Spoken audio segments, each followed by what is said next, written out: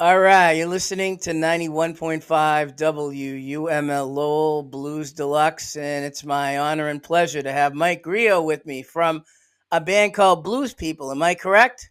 That's right. That's your current band, Blues People. Very, very excited, and thank you for having me. You're welcome. So let's go back to the beginning. When you were a kid, you weren't playing bass, I read. You were doing other things. You were playing another instrument. Yeah, I was a classical cellist as a child. Started at about 7 or 8 years old, and my my elementary school, which didn't before that have instrumental music, for the first time offered cello, violin, and upright bass. Those are the only instruments they offered. So I didn't really understand why I was attracted to just the idea of playing, but I got, back in those days you had like permission slips. So I took a permission slip home, and my mother, who basically told me I could fly, she was the most encouraging woman I've ever known. She said, "Okay, yeah, sure, try it." So I think I was late getting back to the music teacher, because when I got to the music room, there there was a line, and I was at the back of the line, I remember. And by the time I got to her, uh, they didn't have any instruments left, and I was devastated because I was curious. And then right before I left, a little girl walked in with a cello on her back. She was very tiny, I remember, and she had this cello on her back, and she was returning it because she didn't want to play it. And so I looked at her and I said to the teacher, "What's that?" And she said, "Well, that's a cello." She said, "Here, I've got a violin here. Why don't you just try the violin?" So she set me up. She put her arms around me, put it in my arms, and got my bow hand together, placed my fingers, and kind of went back and forth. And it was really squeaky and high. And I was like, "Oh no, this doesn't sound pleasing." I said, "Well, can I try that the little girl just brought back?" So she said, "Okay." Took it out the case, same thing, except this time she sat me in a chair, put it between my legs, set me up the same way. And I remember the first time she moved my arm with the bow across it, it was the lower bass frequency. Yep. And the fact that when you play cello, the instrument lays on your body. And You I could remember feel it. the You could, vibration, right? And yep. I said, "Oh, I like this. This feels good." And that's how I started playing cello.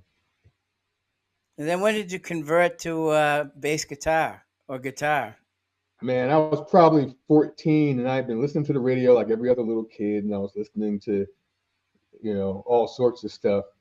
Um, Elton John and Earth, Wind and Fire and George Clinton and Sam Cooke. I mean, I had a really big ears as a kid, and I wanted to play in a band.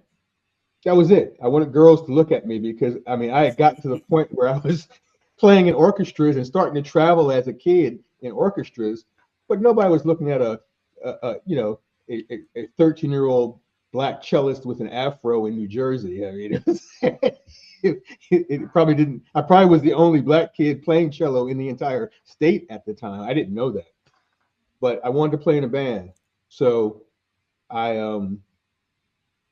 I remember there was a talent show in junior high school, and I had tried to put a band together. I guess, this what started my band leader career. I tried to put this little band together with my neighborhood friends, and I didn't have a bass, but I had my cello, and I used to pull the end pin out all the way and stand up with it like it was an upright just to try and play it to popular music. And I played a talent show, and nobody could hear me in a big auditorium. And I said, "That's it." And I asked my father, would he buy me a bass? And he said an emphatic no, because you don't practice your cello. And your mother says you don't practice. So I'm not investing in it. We didn't have a lot of money. So I'm not investing any more money in a kid that doesn't practice. And so I thought about it, and I said, "Hey, Dad, let me make you a deal." And he spun around. It's like, "What are you talking about?" And I said, "If I get a paper route," back then there were paper routes. I said, "If I get a paper route and work all summer and make my own money, will you match my money?" And I think he kind of thought, I wasn't serious, but he said, "Oh yeah, okay." Fine, fine. Well, I did it. Came back the end of the summer, gave him my little shekels, and he looked at me like, wow, that guy really actually did this. And we went to the local music store and bought a Ibanez Fender copy Sunburst bass. And of course, I thought that was the most beautiful thing I'd ever seen. And I basically didn't take lessons. I just substituted what I knew in theory from cello and just started to try to translate it. And that's Let how I me started. ask you another question. You're talking about starting with a cello, then buying an Ibanez bass. What about an upright bass? Do you play that? I do play upright, but actually I came to upright years later after I Yep. was already a working pro. Some gigs needed both.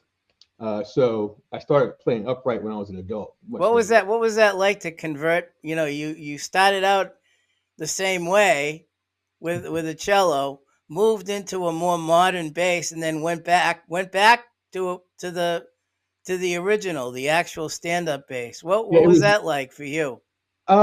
it was for me. It was mostly a physical venture Difference, right?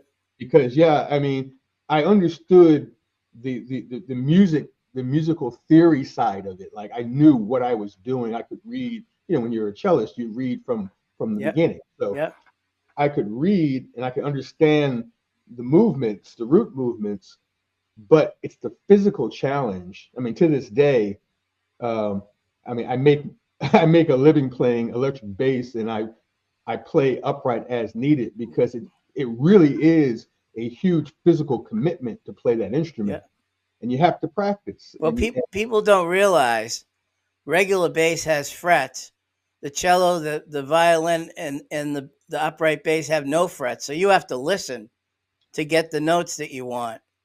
Yeah, I mean, some people, a couple of like, I guess, bass players in certain shows I play, they'll come to me afterwards and they'll say, I don't think you looked at your neck one time during your whole show. And You had to yeah, listen. only bass players say that, and I think it's a carryover from classical cello where you were discouraged. You couldn't look at your neck. You Right. had we used to put what do you call it, masking tape when we were kids on the neck, so you could start out knowing where your hand's supposed to be, but eventually the tape came off, and you really had to kind of feel where the notes were.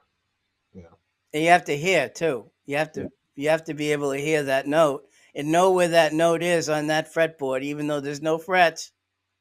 yep, yep. Yep.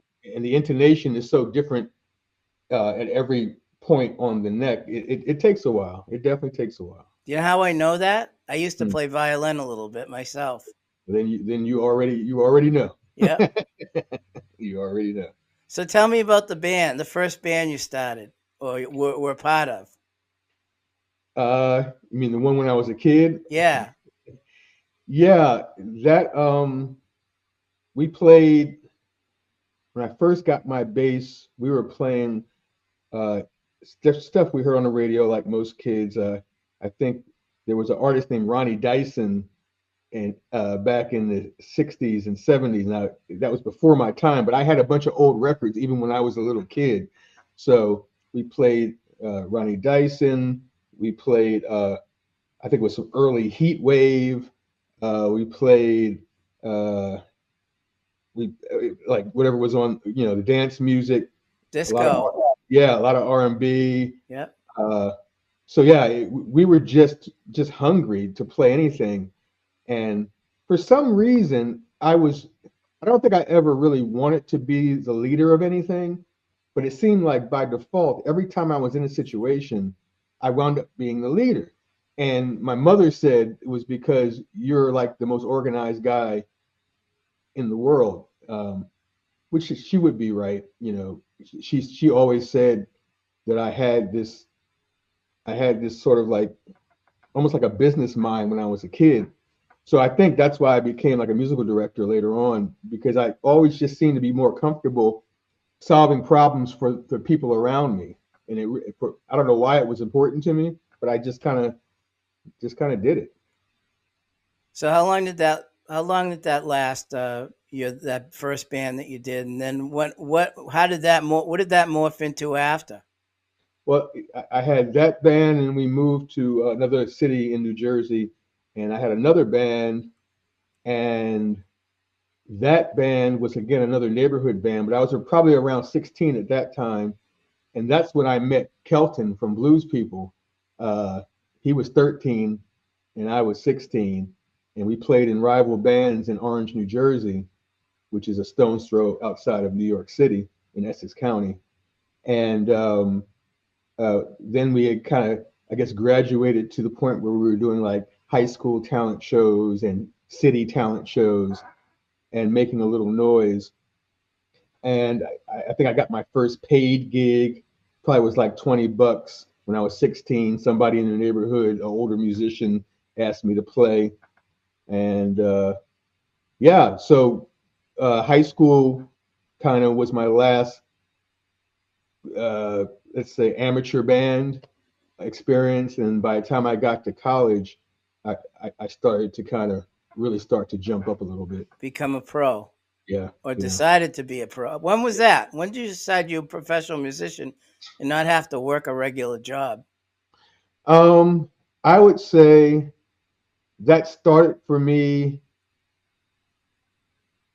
Well, it started for me in college, both at University of Virginia and at Howard University in D.C. Mostly at Howard because in D.C. there was a really big music scene, and so I was a full-time student at Howard, finishing up at that point, and I was gigging like 4 nights a week for a couple of years straight. So between that and then getting my first pro tour, which happened in '88 or '89 with an artist named Stacy Lattisaw.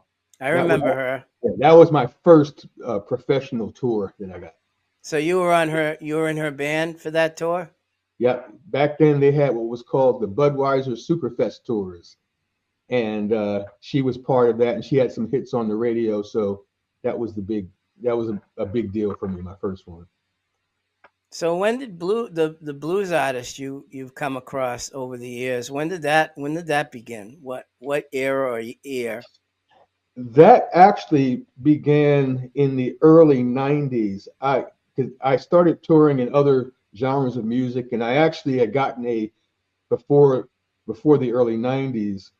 I had gotten I was signed to Motown as a writer, so I got my first quote unquote deal with a major label back in like '93, I believe. So I was all set to start writing for other artists and continuing to play. And I was touring with a few other artists.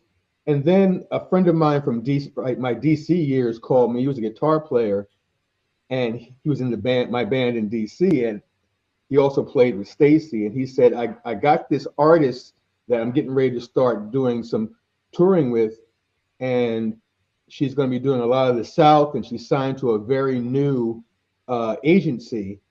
And I said, well, what's her name? And he said, Deborah Coleman.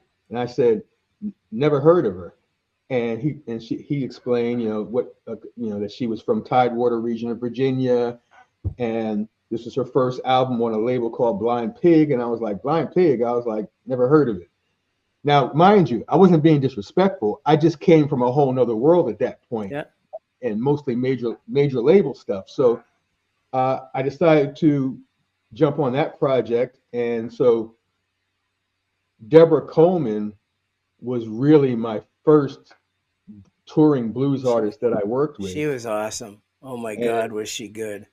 And the agency that was being formed was Intrepid, Rick Booth.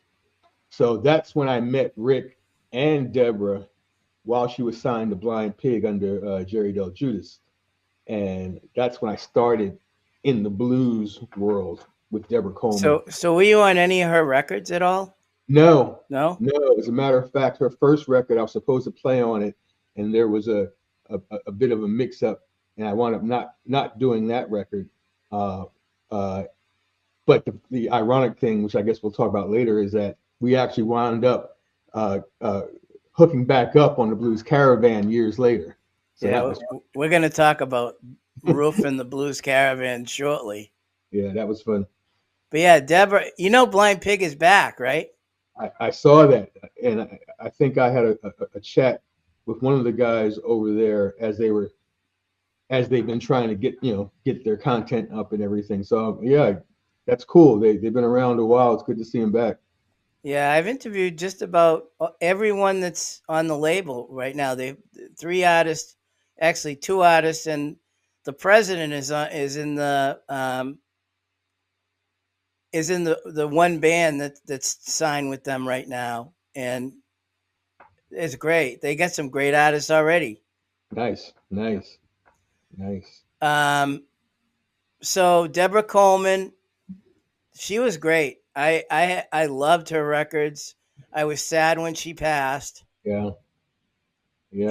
And so after Deborah Coleman, when was the Roof Records period with that whole? You have a whole history with all those great roof artists. I couldn't believe when I read all the like Michael Hill's Blues Mob. I almost fell over when I saw that.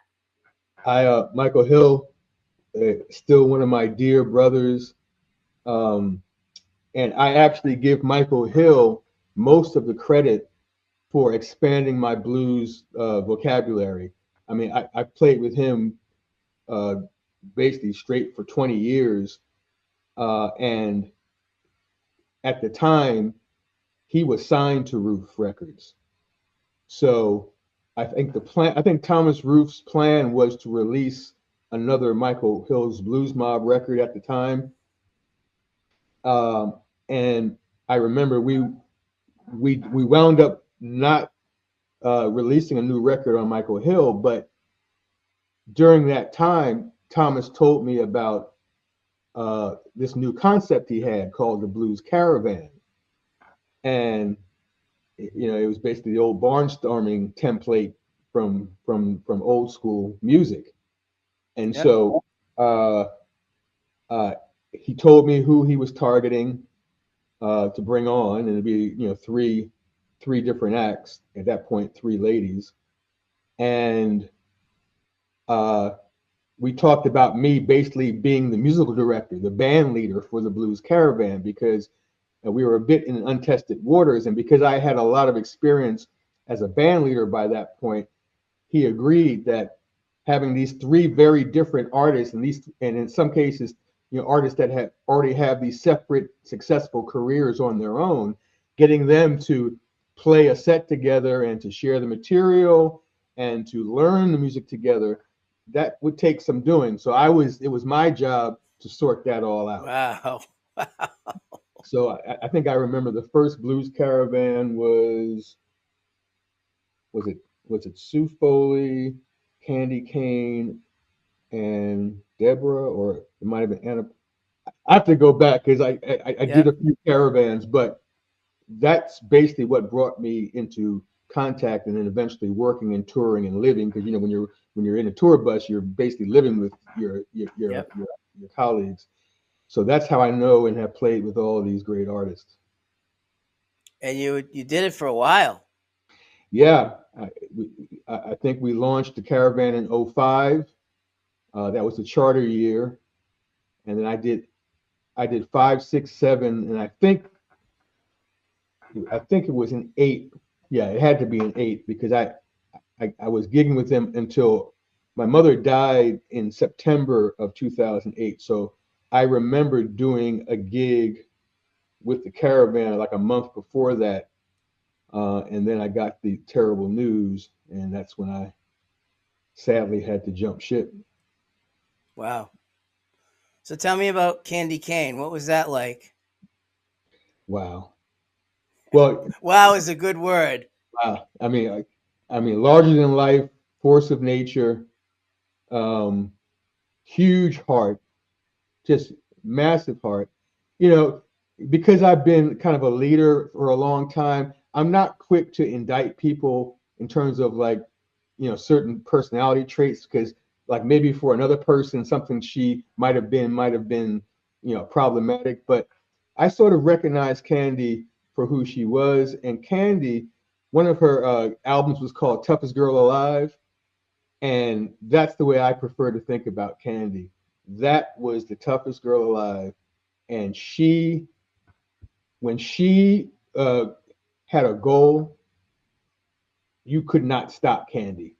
Yeah. You know, and as a matter of fact, it was Candy's singular belief in Laura Chavez and our tour to the West Coast, uh, where Candy introduced Thomas Roof and Laura Chavez for the first time, and I was there. And it was Candy's belief in Laura that literally launched Laura's career. Yeah. You know who introduced her to Candy? Sue Hmm. Foley.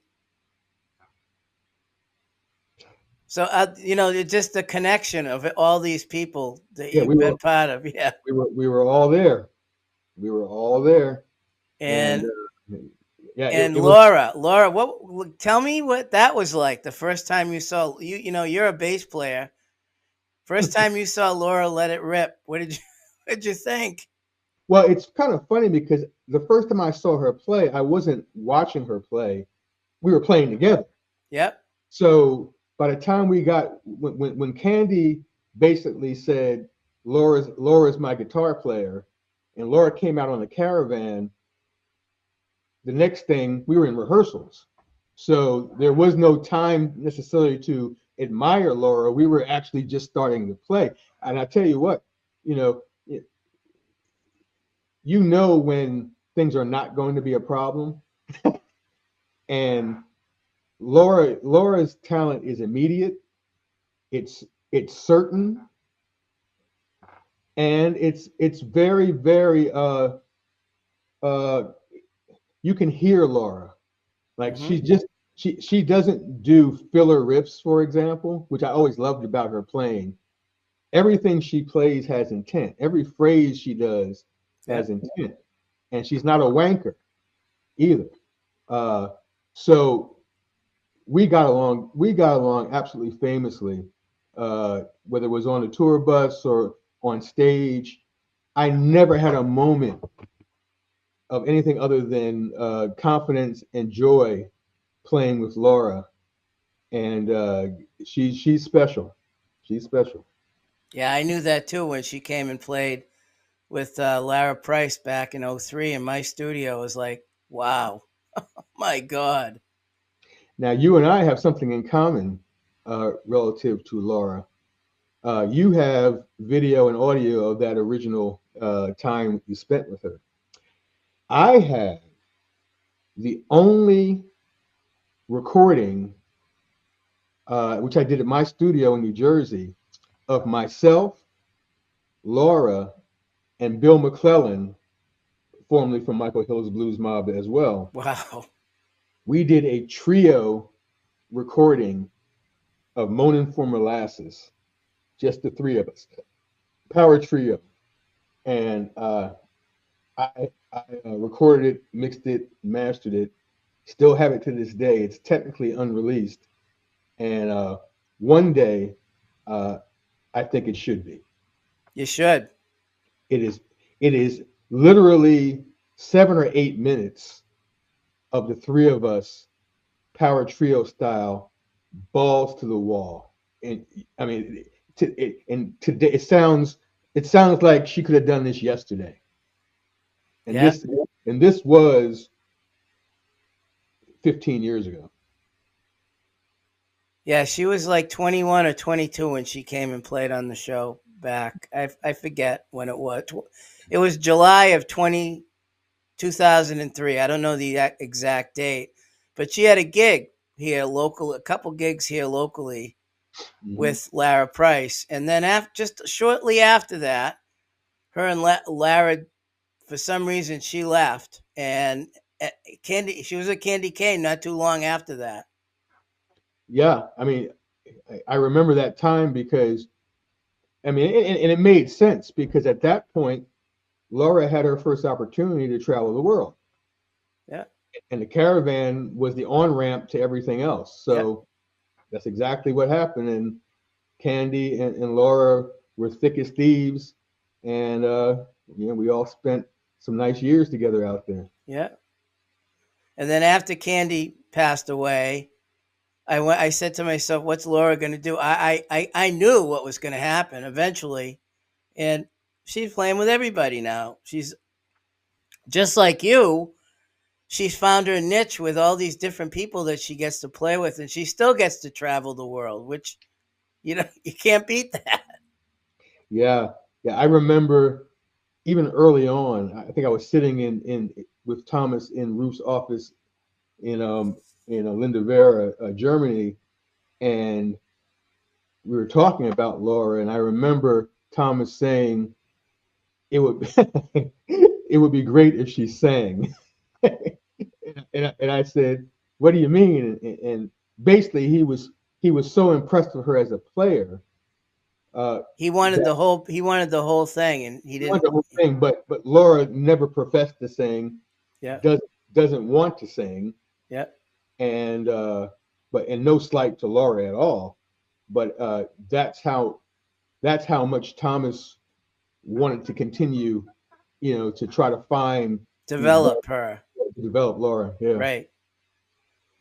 So outside of Roof, I'm looking at all these other people and I'm just amazed. You work with Queen Latifah.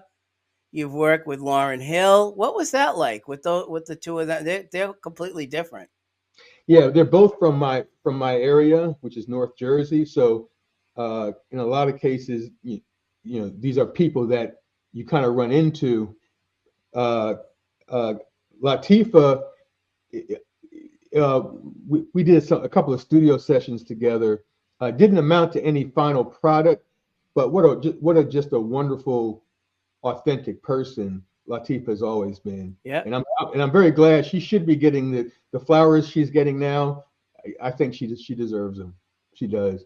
She's been instrumental in a lot of great projects for many years, and of course Lauren, you know, one of the most legendary, and she's from right around the corner from where I'm from, and I did some recording on the Miseducation of Lauryn Hill.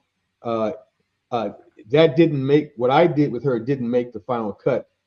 I didn't take it personally though because at that point the elite of New York were all trying to Yeah. play on Lauryn Hill's project because she's fresh off the Fugees and Yeah. she was a big deal as she is today. But I know those ladies and they know me and it's been a lot of years. Incredible. All these people. I just keep. I'm like amazed to see the list of people. I know all the Roof people. You probably through Michael Roof. You probably connected with them through him through the Caravan. Um, Tell me about Harold Melvin and the Blue Notes. That's another one. I was like, oh my god. Harold Melvin was like was my songwriting mentor, and my my mother's younger brother Tony Brooks. He was also a mentor to my mother's younger brother when he was young, and so when Teddy Pendergrass was still with the group, my uncle, who was young at the time, had a group that was coming up called the Wonders, and so Harold was interested in developing the Wonders, which is how they started working together.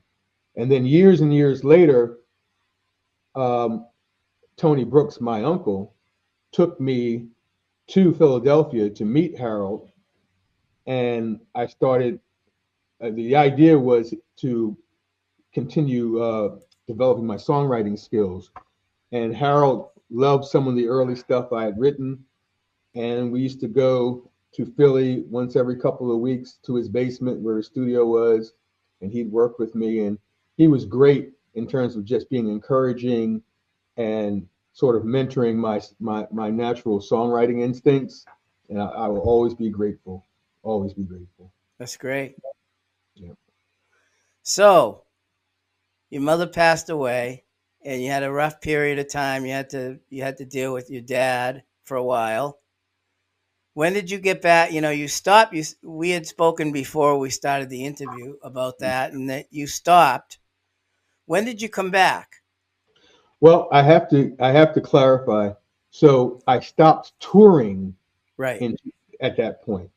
but other parts of my musical life continued just to take off, including since I had to be sort of home for a couple of years with my dad.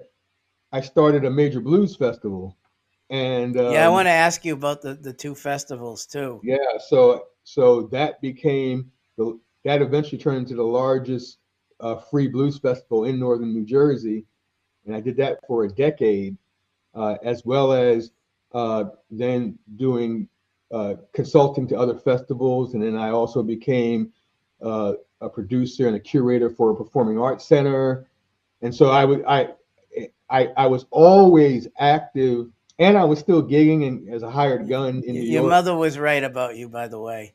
Yeah. I'm crazy. No, she was right. You're a leader. You're leading all kind.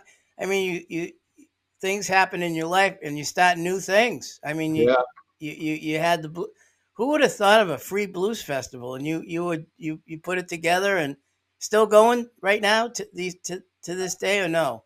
Well, it went right up until COVID, and then COVID canceled everything. But life is funny because then after COVID, another buddy of mine became the president of a university, and he had been a fan of my work for years. And he said, as he got that new gig, he was like, "Hey, man, I want to do a festival at my university, That's Dean, right? Kane King, University." Yeah, King, right? Kane University. Kane.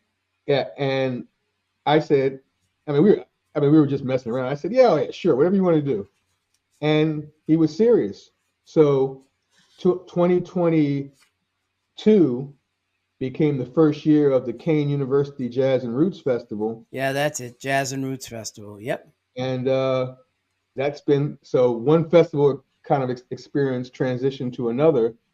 And I've had Diane Reeves and Third World as headliners, and Solomon Hicks played this one, and it's been a it's been a good project. That's good, and this it continues. I take it every year.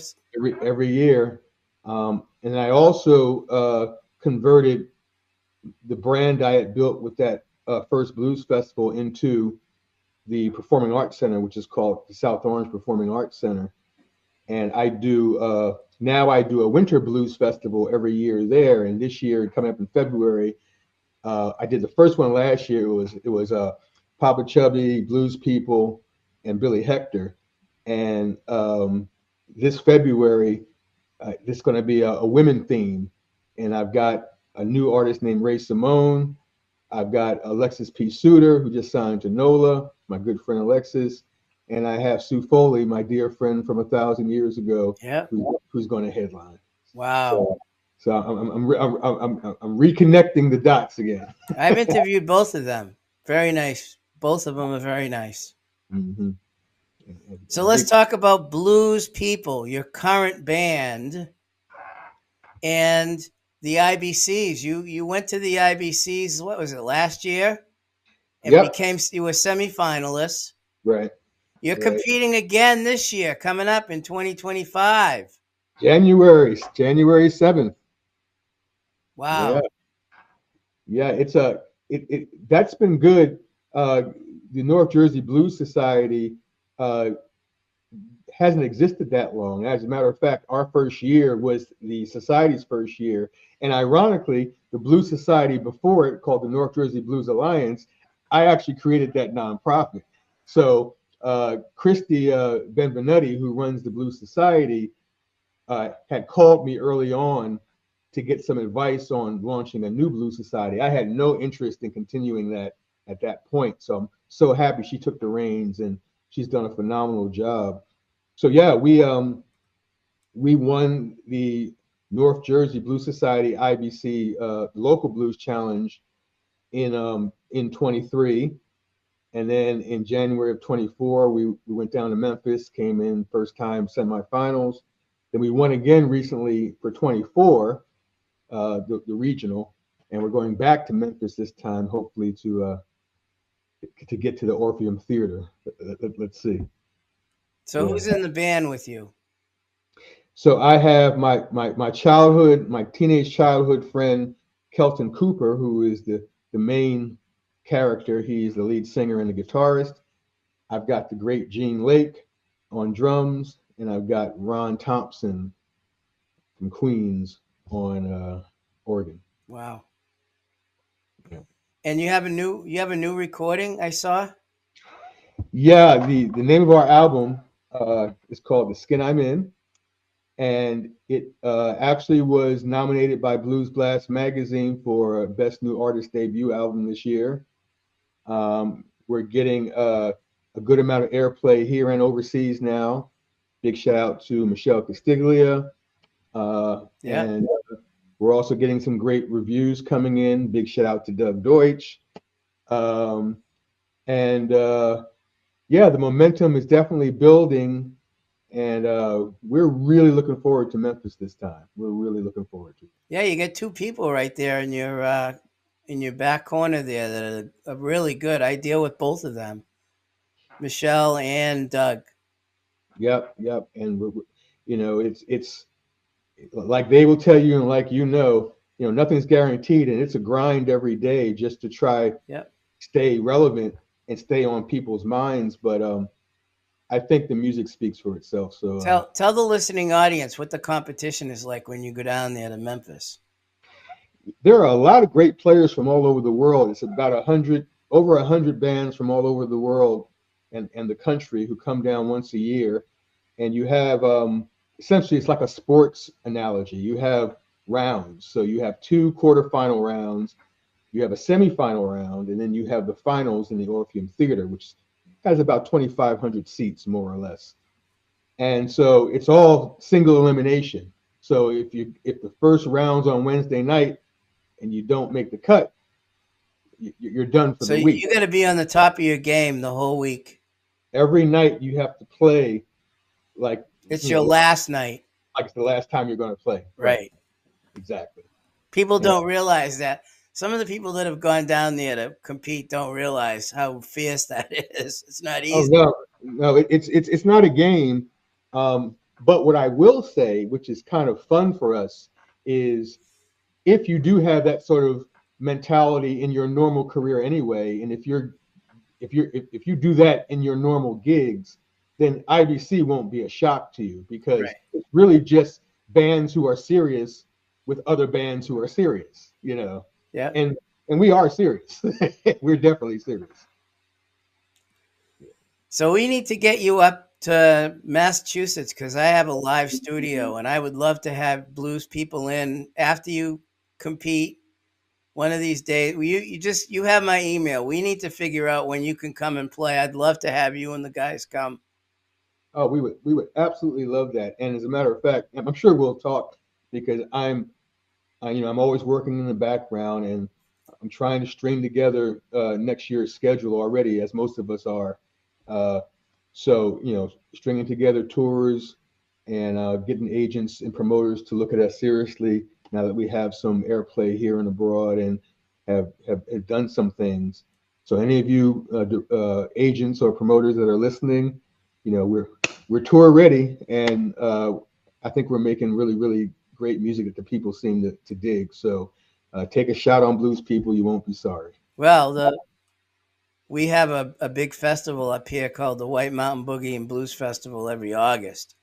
You need to be playing there and some of the clubs in the area that we have. And if you do that and we can get you into the studio on like a Saturday afternoon when I do the show, we have a live studio. I have an engineer and everything. Bang, we'll record you. Oh well, it seems to me that we're going to have to talk because I need to string together your whole region and maybe you can help us out. Yeah, I can give you some names of people who to talk to. That'd be great. And I will send you the audio of that 2003 recording of Lara Price and Laura. And I will send you the audio of the power trio with Laura and myself. Yeah, I won't play it, but I will. Just for your ears, Yeah, right? just for me. Yeah. But yeah, I'll send that to you after the interview. A little bit after, I'll we transfer it to you because I have your email. Yes. And you'll like it. It was it was crazy how good it was. That's And so cool. that tells you how great she was at 21. Never mind now. Yeah, yeah. It's you know, Laura has unlimited upside potential, in my opinion. And I was amazed that Lara has a new record out on Mike Vizito's label now. I was like, wow, she didn't realize at the time, Laura was technically going to be the star and move on.